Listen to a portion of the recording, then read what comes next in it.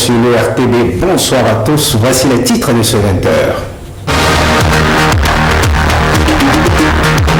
Démarrage de l'opération dégagement des trottoirs et des terres centrales à Cotonou, 5 jours pour changer le visage de la capitale économique du Bénin avant la fête du 1er août, une initiative de la mairie.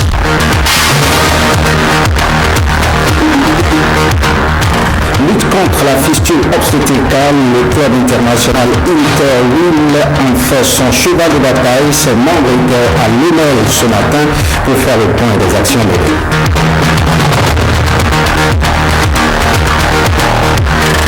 Et puis souvenir des années 1974, Victor, gendarme à la retraite, nous en parle dans cette édition.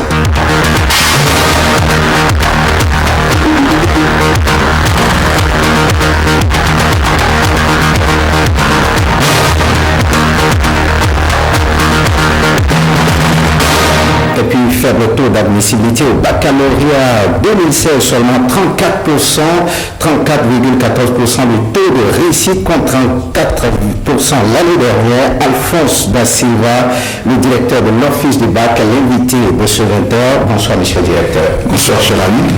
À tout à l'heure.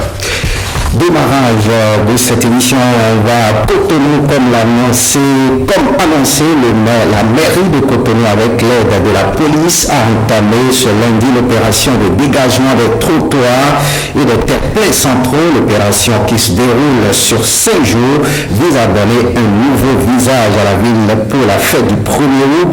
La coordination de l'opération est assurée par le 2e adjoint au maire de Cotonou et prend en compte l'axe Kalianzongo et les environs de Jonké, Bélit Possou et Emmanuel Sebor.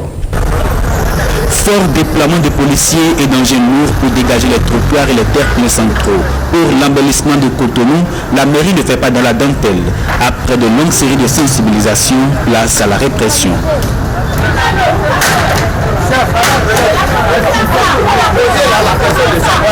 Pour rappel, la mairie veut assainir Cotonou et faire fonctionner les feux tricolores pour la fête de l'indépendance, d'où l'opération de déguerpissement forcé supervisée par le 2e adjoint au maire. C'est sans état d'âme que les agents de la mairie, armés de coupe-coupe, marteaux et autres instruments, détruisent ce qui doit l'être et les embarquent dans les camions. Rien ne leur résiste, même pas les véhicules stationnés depuis des semaines sur les terre-pleins. Il est temps que nous passions pour les Cotonois, c'est pourquoi ils nous ont mis donc à la tête de la municipalité de Cotonou. Et je vous le dis, ce n'est pas de la blague, ce n'est pas de la comédie, plus rien ne soit comme avant en matière de dégagement de voies. Sur la double voie menant de la mairie à l'Étoile Rouge, les forces de sécurité en 2 équipes font respecter l'ordre public. C'est une nécessité pour aérer la ville et un impératif dans la perspective du 1er août. Si les autorités de la mairie pour exécuter la mission s'engagent résolument et nous invitent, nous on est là pour les appuyer et que ça va marcher. Leurs lamentations se mêlent au bruit cadencé des instruments. Les greuils ne servent plus à rien. Par endroits, c'est plutôt de la résistance qu'on assiste. Résistance motivée par le fait que la mairie percevrait des tasses pour l'occupation des places publiques. Mais on peut jusqu'à la fin, non? J'ai le droit de mettre là. L'une au-dessus de la voie, je suis d'accord, mais là, on peut jusqu'à la fin de la terrasse, j'ai le droit de m'exposer là. Quand, dans une ville, il est interdit de se positionner quelque part pour faire son petit commerce, et que vous êtes là, qu'on vient vous prendre, vous payez un droit constaté. Ça n'empêche pas, c'est pas l'autorisation.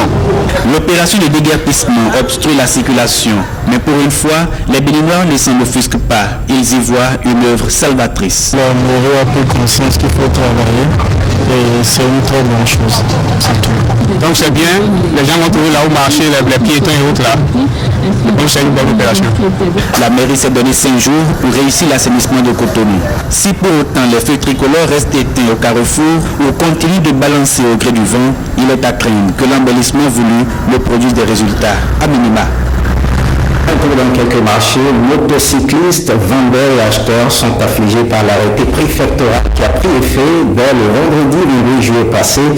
Cet article de loi locale enjoint aux usagers de mettre pied à terre lorsqu'ils sont sur un engin à 2 roues. Motif, la sécurité du marché. Qu'en est-il réellement pour l'état des lieux? Mathieu Sokanou, Victor Tofa et Patrick Gassou. Courage et rage au cou font bon ménage chez ce conducteur de Tassimoto qui exige qu'on considère sa corporation. Lui et ses pairs râlent contre la décision préfectorale qui les met pieds à terre. Dès ce carrefour du marché, cyclistes et motocyclistes doivent traîner leurs engins à 2 roues pour une spéciale marche de soutien à la sécurisation du marché d'Antopa. Les usagers s'en offusquent. Je suis venu au marché pour aller faire mes achats et à ma grande surprise, on nous a dit de trimballer notre moto, alors que ce n'est pas la solution. Monsieur Bouraïma gère sa boutique depuis une vingtaine d'années. Pour lui, c'est inédit, ce prétexte de sécurité qu'il conteste avec véhémence. Le marché n'a pas besoin de ça là. Ils n'ont qu'à mettre des enquêteurs non habillés, des gens qui sont honnêtes. Quand il y a quelque chose à quelque part, ils filent l'information. C'est ce qui se faisait avant. Pourquoi ils vont faire des choses comme ici, c'est la frontière. De métalliques barrières, telles celles des frontières, où on traverse No Man's Land à pied. Le footing nous mène à un endroit rendu officiel par le drapeau national bien planté. On est au parc numéro 1 de Topa Tordomé, géré par le SINAPROZEB, syndicat national pour la promotion des émigrants du Bénin. L'arrêté préfectorial, ça dérange beaucoup. On ne travaille plus. Les policiers ont bloqué notre voie. Quand on prend des bagages, c'est difficile à transporter. Ici, l'on atteste n'avoir aucune inquiétude par rapport à la sécurité. La bagage ne veut pas ici, c'est à côté de Lisbonne. C'est à côté de la banque, les 4 banques qui sont à Lisbonne là. Ça veut dire que les bagages viennent pour faire cela. Tous les usagers conducteurs de Tassimoto sont étiquetés dans un registre. On a des registres ici, en ligne des gens avec des photos, des adresses. La proposition ici est qu'il faille faire un badge qui serve de laisser passer pour les taxis motocyclistes usagers des lieux, afin de briser le lien du laisser-aller décrié. Le malheur des uns faisant le bonheur des autres, les portefaix aux pousse-pousse, charrettes et chariots continuent leur labeur et les hommes se mettent à plusieurs pour sécuriser leurs collègues, seuls avec une cargaison digne d'un conteneur. Ainsi va Topa à pied et à pied d'œuvre. Quittant le marché pour l'hôpital, les membres du club international Inner se sont rendus à l'hôtel, l'hôpital de la mère et de l'enfant ce lundi. Objectif de cette visite, faire le bilan des actions menées contre la fistule obstétricale au Bénin afin de proposer d'autres plans de lutte contre ce phénomène. Pétroli Locoso, Cécile Ondé pour le point. Visite surprise de la présidente du club international Inner à l'hôpital de la mère et de l'enfant au Mel. Depuis près de 6 ans, les femmes de ce club œuvrent pour réduire le taux des femmes souffrantes de la fistule obstétricale dans le monde. Au Bénin, plusieurs actions ont été déjà menées. En 2011, une émission pour une sensibilisation de l'hôpital en collaboration avec le CHU Mel a montré que les femmes porteuses de fistules existent et vivent dans le département du Sud également. Les Inner du Bénin, saisis de la situation, ont accepté l'invitation de l'équipe médicale de CHU Mel et ont signé une convention avec l'hôpital pour la réparation chirurgicale des femmes diagnostiquées. Un contrat liant les clubs Inner du Bénin à l'hôpital est signé qui s'engage à procéder à l'opération des cas simples. Les cas les plus complexes seront envoyés à l'hôpital Saint-Jean-de-Dieu. La grande concrétisation de ces actions s'est traduite par le démarrage, depuis 2014, des travaux de la construction d'un foyer d'hébergement des femmes porteuses de fistules obstétricales. En attendant de trouver des solutions définitives afin d'enrayer le mal qui perdure jusque-là, la présidente se propose de privilégier la prévention comme stratégie d'action dans les prochaines activités du club. I want Inner clubs to do more awareness. Je voudrais insister auprès de mes sœurs Inner pour que nous travaillions non pas à la guérison, mais plutôt à la prévention. Je voudrais terminer mes propos en demandant aux hommes de bien vouloir laisser grandir nos filles et de bien vouloir éviter de les mettre enceintes à un âge trop précoce. Let us preach prevention. Au cours de cette rencontre, des kits pour bébés ont été octroyés aux nouveau-nés de la nuit du dimanche au lundi. Une visite sur le chantier de construction du foyer d'hébergement des femmes porteuses de fistule obstétricale a mis fin à cette activité. On parle d'éducation avec notre invité, une baisse du taux d'admissibilité au bac 2016, 30,14% contre 34% l'année dernière. Alphonse da Silva, bonsoir. Bonsoir. Avez-vous une explication à cette conclusion? L'explication que je donne, c'est que les examens académiques ont pris fin et puis au niveau des résultats, en ce qui concerne le baccalauréat et même dans l'espace chinois, c'est un gros tiers d'habitude qui réussit, c'est de 30 à 35% et c'est en dents de scie, une année ça monte, une autre année ça baisse. Je crois que nous sommes dans la dynamique.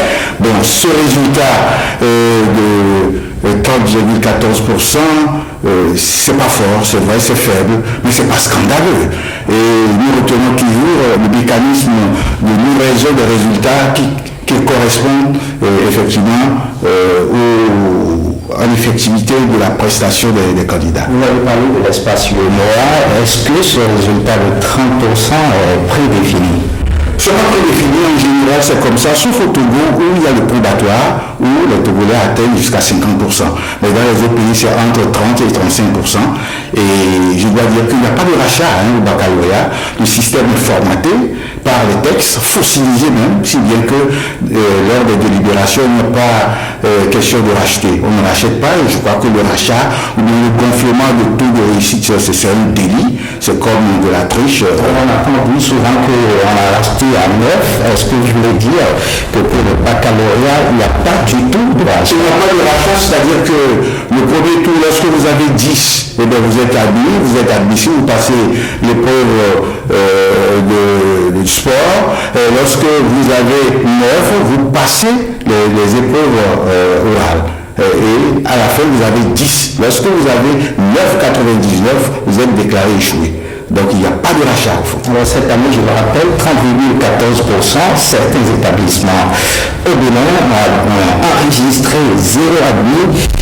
Est-ce que vous pouvez me citer ces établissements? Alors je voudrais quand même citer d'abord les établissements qui ont fait bonne, il y a les candidats qui ont fait bonne impression. Dans le Bénin, nous avons par exemple l'unité à Mavi qui a 17,77, très bien, dans le Mondo. Dans le Mondo encore, deux fois dans le Mondo, Moutaï Jacques Marie, du CP Carrefour de la Réussite, Bogossa, 17,54. Dans l'Atlantique, nous avons à Kiowa, Farouk Abiodou, qui est Bakasato, qui a fait 17,45. Donc ça a encore appuyé. C'est les trois pays, il y a 10. Qu'en est-il de la liste de ces établissements qui n'ont pas réussi à enregistrer? Les établissements qui ont fait 100%, par exemple. Il y a le séminaire Fatima de Parakou, 100%, dans le Borgou. Le prétendant militaire de Bendereke, 26 sur 29, 89%, etc. Même il y a des établissements, effectivement, qui ont eu 0%, c'est inquiétant. Par rapport à l'année dernière, je crois que ça s'est un peu amélioré. Alors, nous avons 0%. Et sur des établissements qui, par exemple, prennent le titre de grâce divine qui ont 0%. Il n'y a pas de grâce là. Il y a même des CG qui ont 0%. Je ne voudrais pas les citer pour ne pas faire une mauvaise publicité, mais quand même, il y a quelque chose à faire pour ces établissements. Et je crois que les positions réservées à ces établissements. Oui, il y en a 25, 0%. Et puis, il y a ceux qui ont 1%, 2%, 3% dans la proportion de 50 établissements, y compris même des CG. Donc, le sort réservé, ils ont fait déjà un rapport au ministre en charge de l'éducation qui doit prendre des mesures vraiment sévères pour que, effectivement, les établissements qui ne sont pas viables soient fermés systématiquement. On parle des établissements, il y a également des candidats qui ont été certainement ajournés. Oui, il y a des candidats qui ont été ajournés moins que l'année dernière parce que les mesures que nous avons eu à prendre ont découragé les candidats à l'échec et qui sont moins ajournés. Nous avons demandé le BPC, donc je crois que ça a joué son rôle. Et ces candidats ajournés, il va falloir qu'ils soient vraiment ajournés désormais. Et il y a aussi le fait que certains établissements ont pris des mesures effectivement pour appliquer les règles en ce qui concerne l'examen du baccalauréat. Est-ce que la rupture a quelque part influencé le baccalauréat? On a la rupture depuis avant. Vous savez, dans le baccalauréat, il n'y a pas de rachat et nous sommes très rigoureux parce que nous sommes dans l'espace UNIA, nous sommes en compétition, où quand même le bac de l'UNIA fait bonne prestance et nous voulons quand même garder ce label.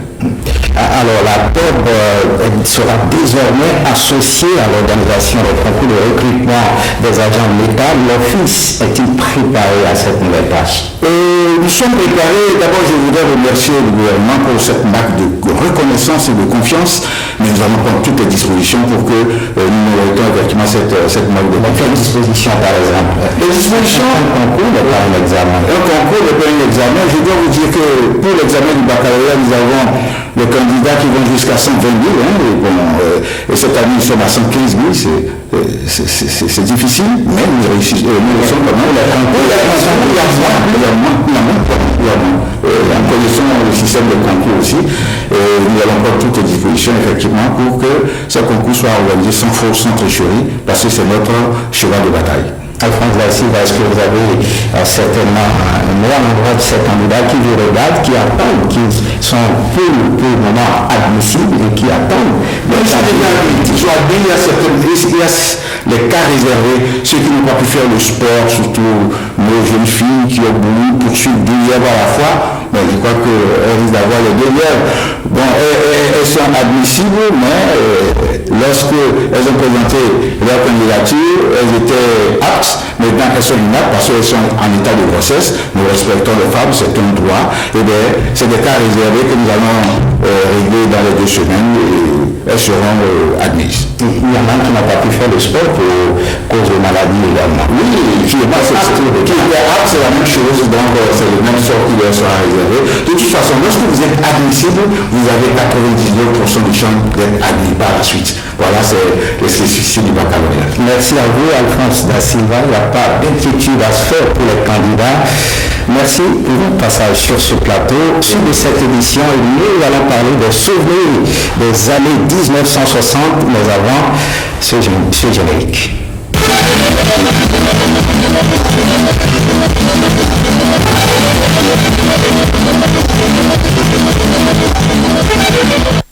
Et on prend la direction de la Bonga en prélude à la célébration du 1er août prochain. Le RTV vous propose le témoignage de certains béninois, Toko Victor et les gendarmes à la retraite. Il nous rappelle les vieux souvenirs des années 1960. Il est au micro de Fierno Bassao.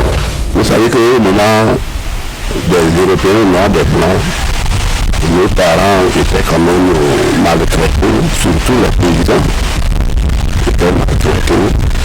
Maltraité pourquoi? Tout était forcé. Il y avait le service militaire qui était forcé. C'est qu'aujourd'hui nous cherchons pour nos enfants, on ne trouve pas. En leur temps, c'est un recrutement forcé. C'était un recrutement forcé. Nos parents faisaient même des, excusez-moi, gris-gris pour que l'enfant ne soit pas pris pour le service militaire. Aujourd'hui, nous cherchons de l'argent pour que nos enfants ne pas. Avec moi-même, qui suis ici, j'ai exercé un peu ces travaux-là. La route du Bundali, vers les mois de novembre et septembre, octobre, novembre, on sacrait ça gratuitement. Donc nous avons pris le sacrage, vous faites 15 jours. J'ai fait 15 jours. Avant d'aller à l'école, j'étais déjà grand. J'ai fait ça. Et après, quand j'ai fini mon tour, alors je suis rentré, j'ai trouvé qu'on a convoqué mon jeune frère direct pour l'école. Le secrétaire du chef canton nous connaissait. Notre papa était un chef de village. Oui, comme nos parents ne comprenaient pas, on a voulu créer l'école régionale dans le village du chef canton de Brefo, Gata Taïm. Comme il n'avait pas compris, il a dit d'amener l'école là à Kolkondé. Ah, comme sur ce sujet, Kolkondé, il a dit d'amener ça à Kolkondé. Ils ont amené l'école à Kolkondé. Mais pour faire le recrutement, on a pris sa fille, Alimatou Yara la Gata, à son âme. à son âme. On l'a recruté et on a pris son petit-fils. Son petit-fils. Donc c'est à lui maintenant d'aller chercher là où ses enfants vont rester à Kouroukoné pour fréquenter. Ouais, c'est comme ça que les prêtres ont profité pour le voir, pour créer l'école catholique de Boufoulou où Marc a été recruté. C'est après qu'il a compris. Et vers les années 53-54, ils ont créé l'école régionale de Boufoulou. Il y a plusieurs camarades qui ont fui. Par exemple, moi, dans mon village, on était 8. Je suis resté seul. Notre village à Boufoulou, par exemple, présentement, ça doit faire quelque chose de 5 à 6 km comme ça. Mais à ce moment, ça faisait peur parce qu'il y avait la jungle. Si on avait peur des animaux aujourd'hui, vous, votre génération, vous avez peur des hommes. C'est les hommes qui viennent barrer la route aux hommes pour les tuer. Suite de cette édition, on reste dans le sillage prodéo vert, jaune, rouge. Ce sont les 3 couleurs du drapeau national, symbole que maîtrisent très peu de Béninois. Djemma Katraye nous en parle. Vert, jaune, rouge. Le drapeau national se dresse sur le mât et porte les couleurs de la nation dans un ordre bien précis. À partir de la hampe, c'est-à-dire du côté gauche, vous allez voir que c'est le vert qui est là. En dessus, il y a le jaune et en bas, il y a le rouge. Adopté en 1958 et consacré en 1960, date de l'indépendance du Bénin, le drapeau tricolore a été remplacé en 1975 par le drapeau vert frappé d'une étoile rouge par le régime marxiste-léniniste du général Mathieu Kérékou. À la faveur de la conférence des forces vives de la nation en 1990, le drapeau tricolore vert, jaune, rouge a été réinstauré comme l'emblème national et chacune de ces 3 couleurs porte en elle une signification bien précise. Notre hymne national nous dit quoi? Dans le vert, tu liras l'espoir du renouveau. Lorsque vous prenez du maïs ou lorsque vous prenez du haricot et que vous mettez sous terre et que vous arrosez, vous allez voir que quelques temps après, ça commence par pousser. Et qu'est-ce qu'on remarque? On remarque une feuille verte. La feuille verte vous dit déjà que le fruit que vous avez mis sous terre va se multiplier, va se démultiplier, donc va se renouveler. On nous dit que des plus riches trésors, le jaune est le présage dans notre hymne national. Qu'est-ce que cela signifie? C'est très simple, hein? Tous les arbres qui veulent produire du fruit, vous allez remarquer que quand la saison vient, il y a une couverture jaunâtre. Cela annonce quelque chose. Qu'est-ce que ça annonce? Ça annonce que bientôt, l'arbre là va produire les fruits. C'est ça le présage. Le rouge symbolise le courage de nos aïeux. Les fondateurs de l'État ont voulu que nous fassions nôtre ces 3 couleurs qui disent beaucoup à travers les mots. Maintenant, nous devons les faire nôtres à travers les comportements. Symbole de la patrie, emblème de notre nation, le drapeau national sert de signe de ralliement à tous les fils du Bénin. Il doit être l'objet d'un respect total. Le drapeau national requiert un certain respect, une certaine considération de la part de chacun de nous. Aucun individu n'a le droit d'utiliser, par exemple, à des fins personnelles, le drapeau national. Non, ça ne se fait pas. C'est interdit par la loi. Le drapeau, c'est quelque chose de très très important et de très sacré. Au Bénin ici, qu'est-ce qu'on remarque? C'est le manque de civisme. Lorsque les paysans traversent la cour, pendant qu'on est en train de monter les cours, en train de chanter l'hymne national, je me rappelle, notre directeur, après la cérémonie des couleurs, il fait prendre une moto pour rattraper le paysan. Même s'il était parti loin, on le rattrape, on le ramène à l'école pour le faire comprendre qu'il ne devait pas traverser comme ça, qu'il devait attendre, se mettre au garde à vous et respecter ce symbole-là. Donc en son temps-là, le drapeau, ce symbole-là était très respecté. Malheureusement, c'est dommage de constater que nous perdons cette valeur-là. Même ce qu'on appelle les terroristes ou anarchistes, vous allez voir, pour salir un pays, là, vous voyez, on prend son drapeau là pour le brûler. Cela veut dire qu'eux-mêmes comprennent l'importance de ce tissu dont les couleurs varient selon le pays. Avoir des déviances comportementales par rapport au drapeau national, comme par rapport à tout autre symbole de la nation, c'est un peu comme se renier soi-même. C'est un peu comme se renier soi-même. C'est un peu comme si on n'avait pas de racines, c'est un peu comme si on n'était plus soi-même, c'est un peu comme si on niait son existence. Les valeurs que porte notre emblème national devront être enseignées dans les écoles et les centres de formation de notre pays.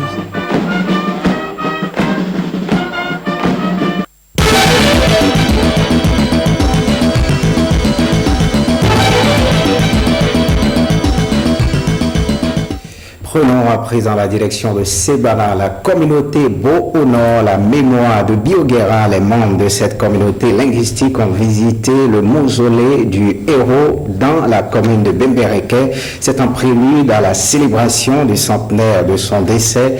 Koloma Madji et Alexis Kenov. Bioguera, le héros national, toujours présent dans les cœurs. La preuve, cette visite des membres de la communauté linguistique Bo sur le site où il a été inhumé à Baoura, un village situé dans la commune de Bembereke. Bioguera, qui a été tué le 17 décembre 1916, est beau. Elle est de l'actuelle commune de Kalalé. C'est certes maternellement Batonou, mais paternellement beau. Donc, Bioguera, qui a victorieusement et de façon héroïque affronté le colonisateur français, a été vaincu. Sa tête a été coupée. 100 ans après, il est normal que les petits-fils, la communauté Bo, se souviennent de ce héros national. L'homme dont le centenaire sera célébré en décembre 2016 a lutté contre l'oppression des colonisateurs français. Symbole de la résistance, il fait la fierté de la communauté Bo et donc mérite cet honneur. Ce que nous devons retenir, au-delà de tout ce qui a un caractère mythique et qui constitue la nature du combat qu'il a livré contre l'envahisseur, contre le colonisateur, c'est une valeur. C'est une valeur à laquelle nous avons besoin, nous avons le devoir de nous référer pour refaire notre fierté et pour poursuivre le combat contre la colonisation. Sur le visage de l'arrière-petit-fils du disparu, c'est la joie au thème de ce recueillement. Nous-mêmes les Beaux, on s'est présenté aujourd'hui fils, arrière-fils du héros national Bioguera, puisque dans les années passées, je n'ai jamais vu les Beaux visiter le mausolée de Bioguera. Mais aujourd'hui, je suis très content. Je me couche aujourd'hui dans le fleuve. Pour marquer la célébration du centenaire de décès de Bioguera, une série d'activités est prévue pour décembre prochain. Et cet autre sujet, la vente des articles communément appelés venus de France est une activité florissante menée dans les grandes villes du Bénin. Un tour quartier situé à proximité du port de Cotonou nous a permis de découvrir ce marché de vente d'appareils de froid. William Choki. On pourrait baptiser cette ruelle le couloir des réfrigérateurs. On y vend des appareils électroménagers d'occasion. Ils y viennent pour la plupart de l'Occident, des produits achetés à vil prix par ces commerçants qui en retour les cèdent à leur clientèle avec un peu de bénéfice. Plus d'appareils comme ça, là, c'est 35, on vend ça. Ce qui n'a pas le 100 francs glace, on vend ça à 30 000, 2 000. Mais ce qui a le 100 francs glace, si c'est propre, c'est 35 000. Si ce n'est pas propre, tu vas payer ça 25 000. Non, ça donne un peu. Quand tu sais comment les enfants vont manger, tu vas payer les outils pour les enfants. Tout ça là, c'est pour cela qu'on dit Dieu merci. Et ça, c'est à combien? L'activité économique à ce niveau est une question de chance. Racheter ces frigos et autres réfrigérateurs sans aucun test auparavant, ils peuvent ne plus fonctionner, mais ils trouvent toujours la solution pour se sortir d'affaires. Et une fois que tu payes là-bas, on ne teste pas et que si tu prends, c'est fini. Une fois que tu as pris, c'est on ne change pas. Sur place, on retrouve des réparateurs, une manière pour mettre en confiance la clientèle. Des réparateurs à vous faire aussi de bonnes affaires. Il n'y a pas un prix fixe. Au minimum, tu parles. Oui, il y a des jours que tu peux trouver 10 000, 15 000. Et ça paye bien? Non, c'est pas que... Tu t'en sors bien? Oui, pas mal, pas mal. Un marché parallèle de vente d'appareils électroménagers. Un marché situé au cœur du quartier populaire Zongo. C'est à proximité du port autonome de Cotonou, principale porte d'entrée pour ces produits au Bénin. Un tour à l'université d'Abomey-Calavi, Idrissou Malik Seydou, docteur en géographie, l'impétrant a soutenu sa thèse sur la gestion et la valorisation des déchets dans la ville de Cotonou. Le jury lui a décerné la mention très honorable. Suivez le récit de Hospice Cotonou et de Blaise Adampo. À l'issue des délibérations, le jury l'a déclaré digne de grade de docteur de l'université d'Abomey-Calavi en géographie, gestion de l'environnement, dans l'option gestion de l'environnement et aménagement de l'espace, avec la mention très honorable. Idrissou Malik Abdoul Seydou est le nouveau-né de la grande famille des docteurs de l'université d'Abomey-Calavi. La thèse de l'impétrant a pour thème la communication comme outil de gestion et de valorisation des déchets dans la ville de Cotonou au Bénin. Un thème qui fait ressortir l'incivisme comme obstacle à la gestion des ordures. L'évolution des attitudes en matière d'évacuation des déchets est résumée par la figure numéro 3. Nous constatons que les populations continuent de jeter dans la nature pour 41% leurs déchets, alors que pour l'abonnement c'est 24% et pour ceux qui utilisent les conteneurs c'est 23%. Idrissou Malik Abdoul Seydou, après avoir fait cas de ces constats, n'est pas resté sans proposer quelques pistes de solutions. Si on arrive à expliquer aux gens que le fait de laisser les eaux usées et de ne pas avoir un mécanisme pour s'en débarrasser, c'est à la base des maladies diarrhéiques qu'elles rencontrent dans ces zones marécageuses. C'est sûr qu'elles comprendront qu'au lieu d'aller acheter des médicaments, ils vont mieux payer pour l'abonnement pour éviter ces maladies. Son approche a convaincu les membres du jury. Fin de ce journal, merci de l'avoir suivi. Le programme prévoit 21h un entretien avec le ministre de l'économie et des finances sur le thème nouveau départ en entendant le miracle économique, et à partir de 22h, les feuilletons, les choix de l'amour et Wivartuo. Le journal du soir est prévu pour 23h30 avec Héloïse Minator. Merci de nous avoir suivis. Retrouvez cette édition sur le site de l'ORTB, www.ortb.bj. Merci de votre fidélité. À très très bientôt.